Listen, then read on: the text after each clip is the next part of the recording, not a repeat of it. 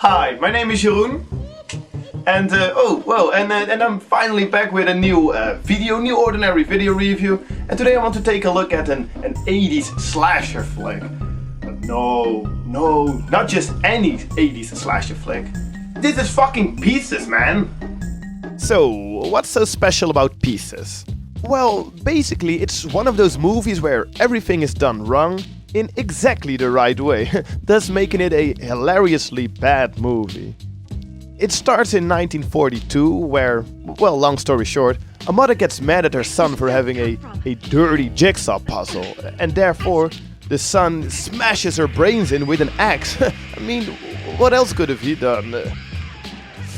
So yeah, that should set the tone for the movie. Nice start. So, if I'm not mistaken, we're now in 82, where we are immediately treated with some fine-ass skateboarding. We're also immediately treated with one of the many wacky scenes that makes this movie, well, yeah, what it is. What? So, the story in short, there is this high school and one of the students gets killed. Well, the police come over to investigate, and after a while they ask this one student to help them. Makes no sense to ask a random high school kid, but I don't know, that's just how they roll, I guess. They also ask the help of a former tennis champion turned cop woman. Well, being a former tennis champion, she really isn't that good. But yeah, and that's basically the whole story. Well, you can't get more basic than that, but isn't that all the story a slasher flick needs? I think it is when there is enough other stuff going on to keep the viewer entertained. And that sure is the case with Pieces. There's, well, I mean, okay, well, what I would like to do is take a close look at the movie by perhaps a bit analyzing the murder scenes, since they are the most awesome. So let's do that. The first kill really happens out of the blue. You see this girl, she's just studying outside, minding her own business, and BAM! Next thing you know, her head is being cut off by a guy with a chainsaw. Oh, I gotta love a killer who works with bright daylight in public spaces. Well, a few scenes later, the audience is introduced to the gardener, and it's so obvious that they want you to think that he is the killer. I mean, just look at his face. Spoiler alert, he's not the killer. Anyway, leading up to the second kill... I want to do it underwater. See you in the pool. Well, that sure as hell isn't how I remember high school, but... Okay, well, so this horny girl, she goes to the pool, and apparently it also turned night all of a sudden. Okay. Yeah, of course, the killer joins the pool, and he traps her in a way that it is impossible to escape, as you can see. Also, she's not really trying too hard to escape, so, oh, here comes the chainsaw! Well, that was disappointing. Fortunately, it gets better after that, when the gardener finds the bloody mess in the pool, and for no reason whatsoever starts to fight half the police squad and the student that's helping them. And it gets even better than that, when later the police has a question for the biology teacher. Now look, Professor, I don't want to wait for the coroner's opinion. So could you give me yours? Now, could that have been done with a chainsaw? Like that one over there? What? Did he really just ask if that bloody chainsaw could be responsible for the bloody murder?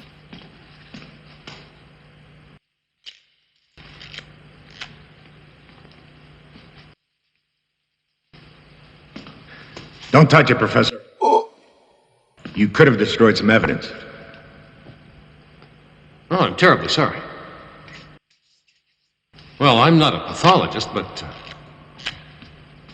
even a layman could see it was done with this. Oh, so he did use it. I wasn't sure. Okay, thanks. Okay, third murder.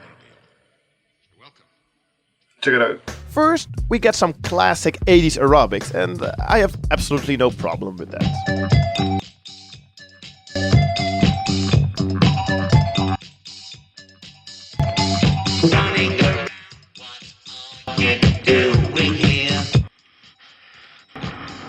The killer is already lurking around, but it isn't until later, when this one girl is practicing alone, that he'll make his move. I love it how all that loud music is coming from this small shitty radio. But anyway, after practicing, the killer casually joins the girl in the elevator, no problem hiding the chainsaw behind his back. And then... Nice one, killer! I keep switching camera angles because with the other it's like I'm watching and that's my reaction, but it is like more commentating on it. Anyway, before going to the fourth murder, there is a scene in between, and it's probably the movie's most famous scene, so well, it makes no sense whatsoever. Like the explanation. So, the tennis cup, as I shall call her, she's walking alone in the dark, when suddenly...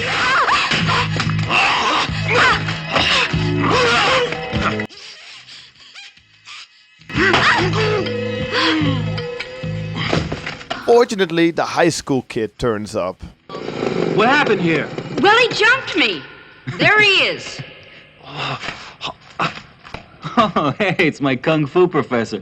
What's the story, Chow? Oh, I am out jogging, and next thing I know, I am on ground. Something I eat. Bad chop suey. So long. Take it easy. What the hell just happened? Okay, fourth kill. It's not too special, it's my least favorite. It's just a girl getting stabbed on a waterbed. It does display some of the fantastic special effects this movie has to offer. Like for example here, where you can see how fake the knife is when it bounces off the back of her head. Oh well. Let's take a look at the fifth kill.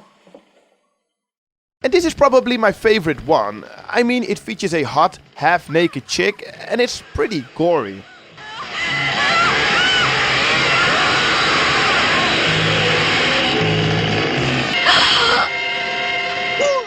Also, the killer turned up the volume of this awesome tune so no one can hear the girl screaming. I love this song, man.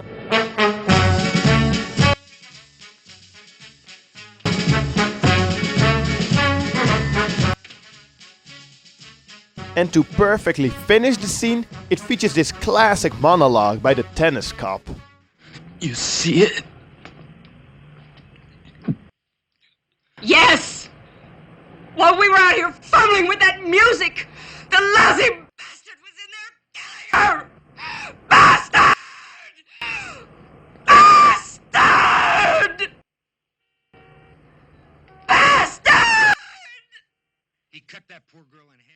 Unfortunately, that was already the last murder by the killer, because then they soon, for some unclear reason, discover that the actual killer is the high school dean the whole time. Whoa. By all chances, the tennis cop is visiting the dean at the moment, so there's no time to lose. While the dean is trying to poison the tennis cop, the police and the high school student are trying to save the day. This of course results in an epic battle between the dean and the student. But this is also quickly put to an anticlimactic end.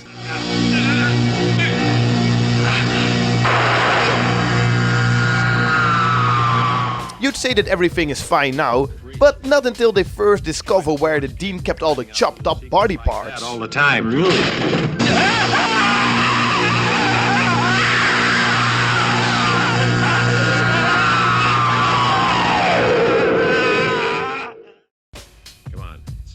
Now you'd really say that everything is fine now, but like I said, this isn't your ordinary slasher flick. This is motherfucking Pieces!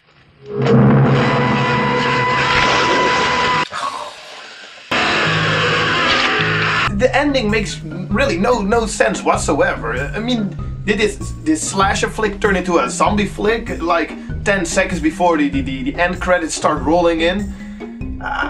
You know, actually I don't really care, because you know what? And I forgot to grab the DVD cover for this shot. It's fucking Pieces, man. But in conclusion, since this is a review, well, it's a lot more entertaining than a lot of other slashes made around the same time. That was the conclusion. Shit. And finally, my favorite part in the whole movie, which happens when the student tries to score a drink with a tennis cup after saving her from his kung fu professor. There really is no explanation for this scene. Another time. Thank you.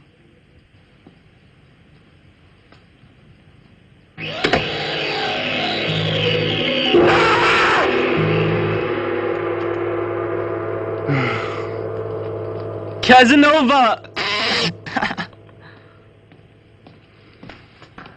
I'm not even going to try and explain this one.